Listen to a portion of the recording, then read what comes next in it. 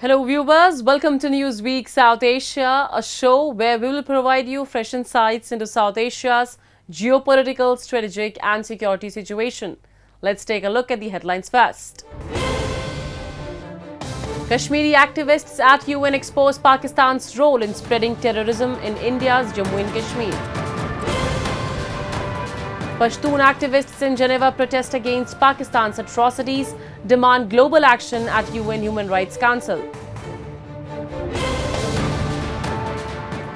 And Taliban's brutal laws strip Afghan women of basic rights, UN call for global action.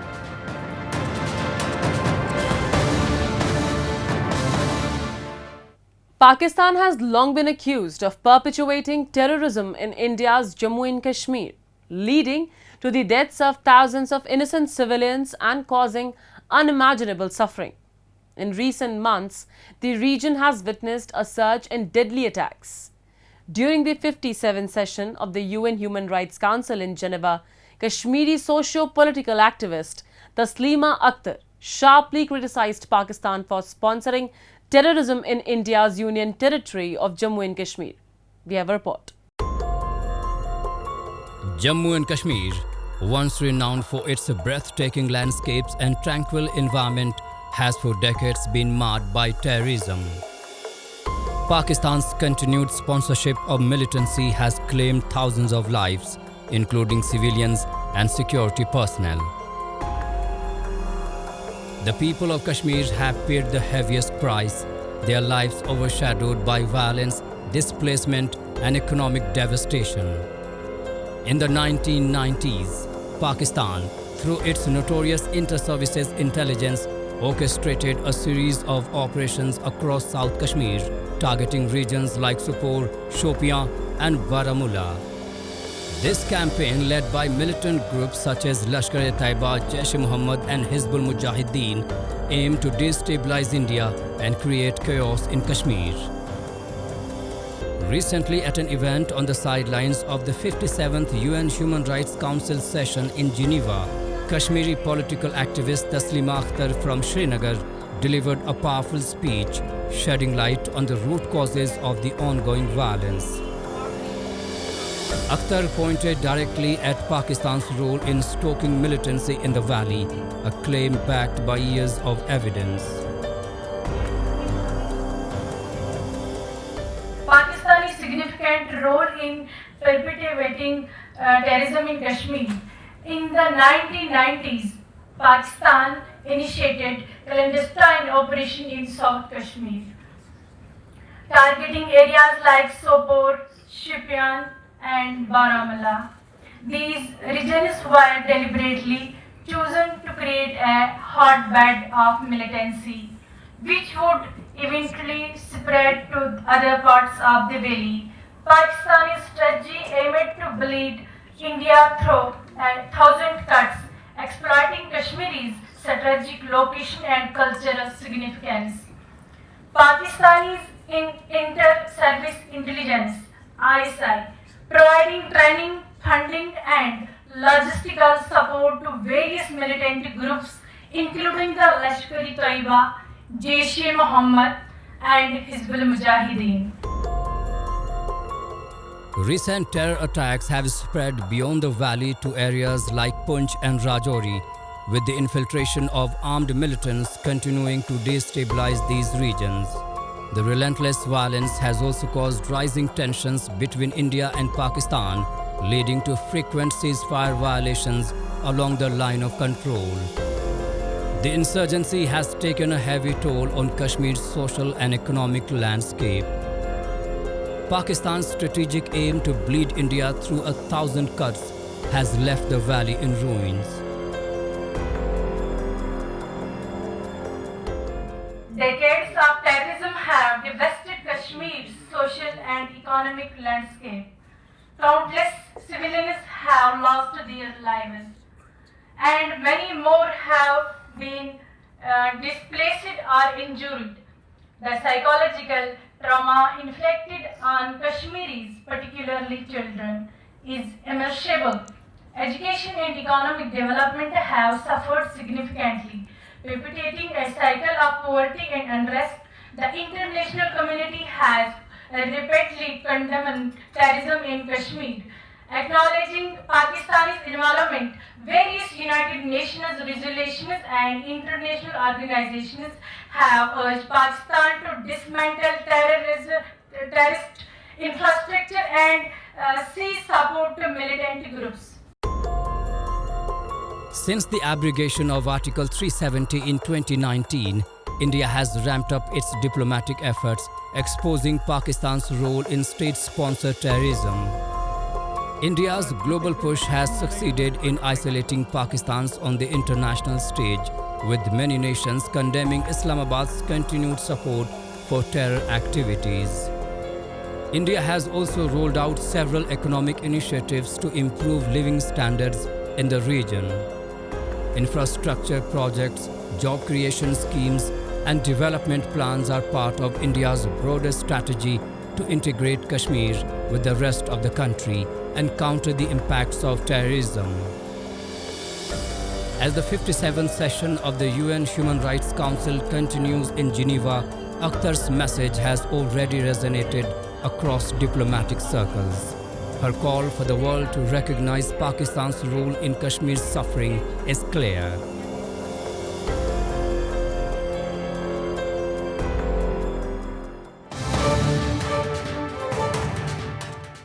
Baloch human rights activists are rallying for international intervention, alleging serious violations in Balochistan by Pakistan's security forces. At a demonstration in Geneva, they called on the United Nations to hold those responsible accountable for what they described as crimes against humanity. A report. For decades, the Baloch people have endured unimaginable suffering, trapped in the grip of poverty, unemployment, and illiteracy. Not only that, they have long been subjected to a systematic campaign of aggression by the Pakistani state, involving military operations, enforced disappearances, extrajudicial killings, and a consistent denial of their basic human rights. A majority of Baloch who demand independence from Pakistan's forceful occupation are being targeted by Pakistani security forces. The activists and intellectuals are being kidnapped, tortured, and brutally killed.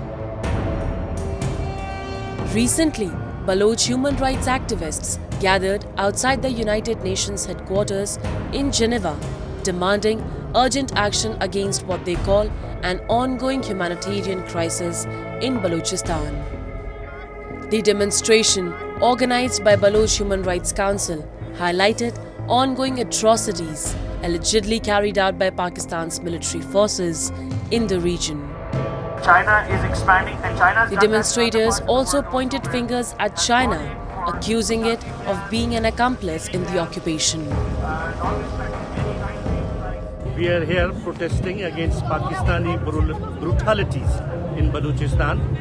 Balochistan is bleeding. There is a serious human rights crisis in Balochistan. Balochistan is occupied and colonized by a rogue army of Pakistan, which is run by O-level metric pass journals. They lack political wisdom and knowledge. And Baloch people, now that Chinese have also joined hands with Pakistan, they are also equally culprit in occupying Balochistan. Gwadar is being handed over to China by Pakistan without the consent of the Baloch people. The activists expressed outrage over the lack of accountability for the Pakistani military's actions. Over the years, numerous reports of mass graves, extrajudicial killings, and disappearances have surfaced as a result of brutal crackdown led by the military. According to a recent report by PANK, the human rights wing of the Baloch National Movement, in August 2024 alone, there were 25 cases of torture, 14 extrajudicial killings, and 44 enforced disappearances. We also requested the United Nations to intervene in Balochistan as the human rights situation is quite appalling, and there is no accountability, and the Pakistani authorities using their might with impunity in direct violation of various human rights treaties that Pakistan has signed. The protesters demanded a United Nations-led fact-finding mission to investigate the genocide, enforce disappearances and crimes against humanity. When Pakistan created by God, they also urged global human rights organizations to hold Pakistan accountable and ensure justice for the victims. 1948, the Punjabi army invaded Balochistan. Pakistan army and the Chinese Communist Party, they are looting our gold, they are controlling our land, they are killing our people. We want the world to help us so that we can kick Pakistani army and the Chinese out of our land, so we can use our own wealth for our Baloch people. The activists highlighted that Balochistan's natural resources is being stripped by foreign powers, leaving its people in poverty and without basic rights. Many Baloch, driven by fear and persecution, have been forced to flee their homeland and are now calling on the international community to protect their identity and sovereignty. Thousands of Baloch brothers are missing till now.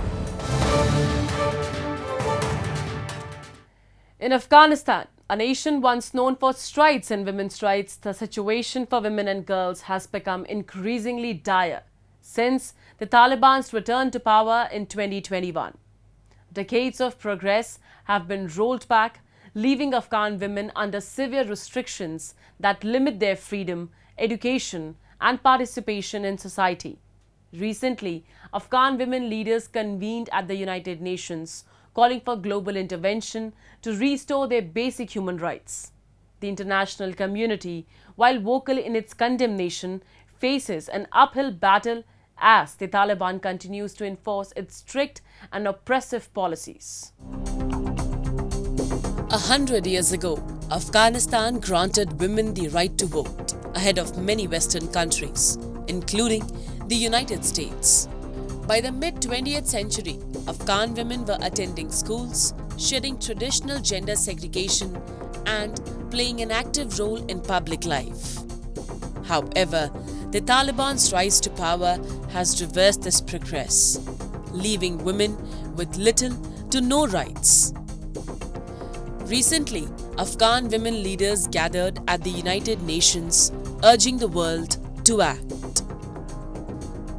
The summit, organized by UN Secretary General Antonio Guterres, shone a spotlight on the dire situation of Afghan women. Guterres spoke of the deep gender-based discrimination in Afghanistan and highlighted how the exclusion of women from education, employment and leadership roles jeopardizes the country's future. Without educated women, without women in employment, including in leadership roles, and without recognizing the rights and freedoms of one half of its population, Afghanistan will never take its rightful place on the global stage. The event saw powerful voices calling for action, none more impactful than Hollywood actress Meryl Streep.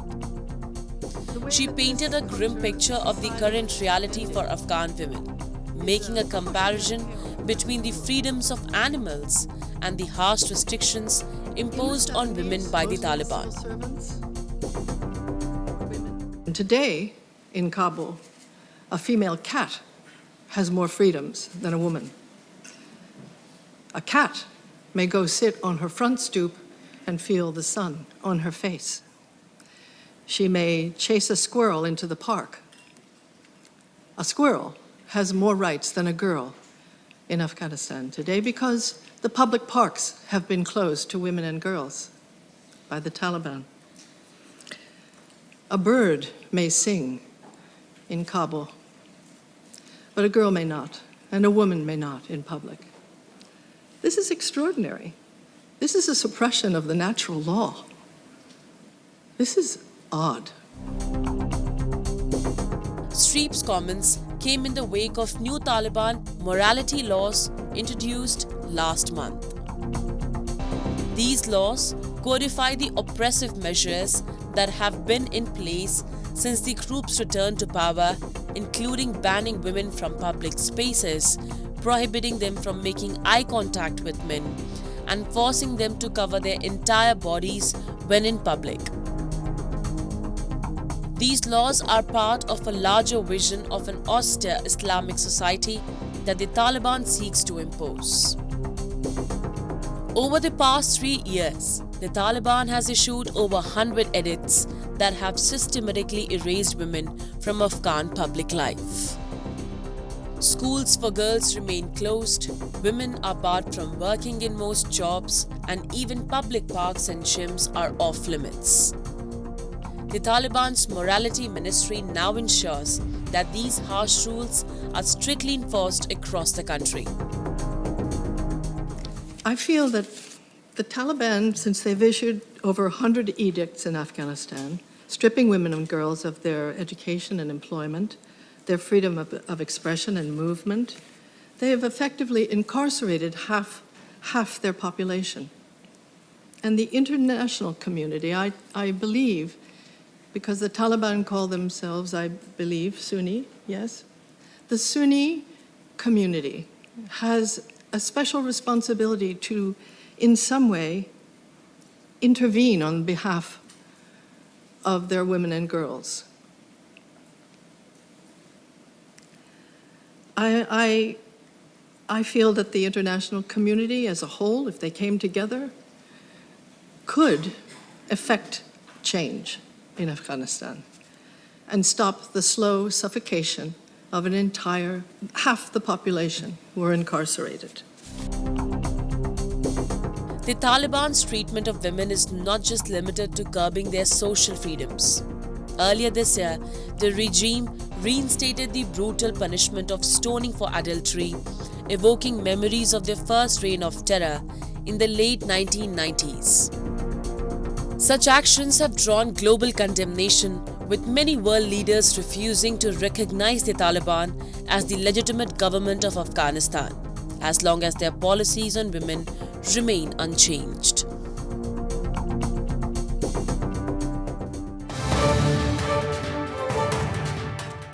Activists from the Pashtun Tahaffuz movement, PTM, Europe gathered outside the United Nations office in Geneva, drawing international attention to the ongoing human rights abuses in Pakistan. The protest coincided with the 57th session of the UN Human Rights Council, with demonstrators raising concerns about enforced disappearances, extrajudicial killings, and arbitrary detentions targeting the Pashtun community. Demonstrators condemned the Pakistan Army's actions and called for global intervention to address these atrocities. In a powerful demonstration outside the UN office, PTM Europe activists brought global attention to the plight of Pashtuns and other ethnic minorities in Pakistan. With banners and placards, they decried the widespread human rights violations committed by Pakistani army, including the enforced disappearances of Pashtun activists, the extrajudicial killings of civilians, and the arbitrary arrests of those who dare to speak out. Protesters highlighted the crackdown on prominent PTM leaders Manzoor Pashtun and Ali Wazir, both of whom have faced bans and imprisonment for their activism.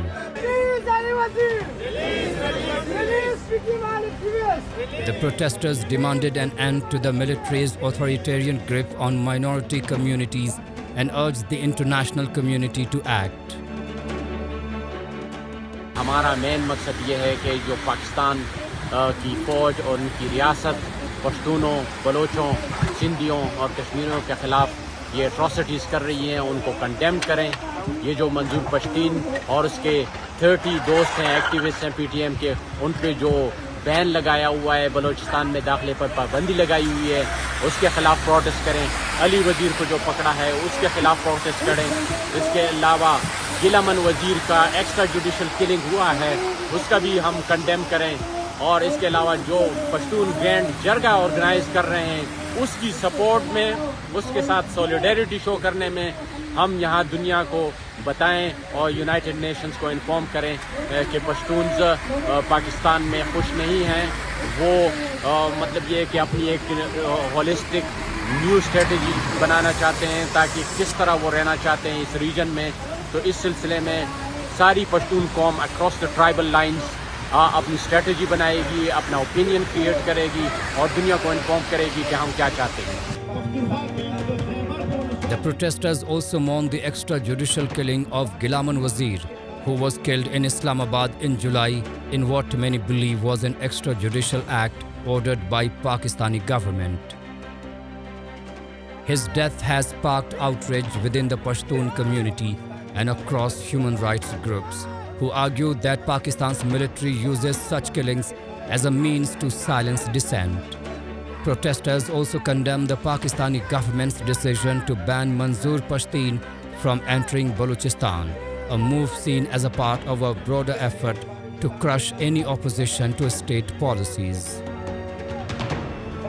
दुनिया की सबसे दुनिया से हम यही demand कर रहे हैं कि प्लीज़ इस वक्त पश्तूनों की बहुत बुरा हालात हैं, तो आप प्लीज़ उसके लिए हुकूक के लिए कम से कम आवाज़ उठा लो अपनी इंसानियत की नाते की बुनियाद पर पश्तूनों की हेल्प करो। वो चाहे अमेरिकन होते या यूरोपियन या इंडियन या जो ममालिक होते हैं, हम सब से यही रिक्वेस्ट करें कि प्लीज़ हमारा हेल्प करो। हम इस वक्त हम बहुत मुश्किल में हैं। Pashtuns have long accused the Pakistani government of using military operations to target civilians under the guise of counter-terrorism. The Pakistani government claims that these operations aim to dismantle terrorist groups like Tehreek-e-Taliban Pakistan, but the Pashtun community has borne the brunt, with over 6 million people forced from their homes. Thousands remain missing and many families are left in limbo as they search for loved ones caught in the crossfire between the military and militants. Despite these grave violations, many of the human rights abuses against Pashtuns and other minority groups go unreported in Pakistan's media, forcing activists to seek international platforms like the United Nations to raise awareness. The protesters in Geneva emphasized that the world cannot remain silent in the face of these atrocities.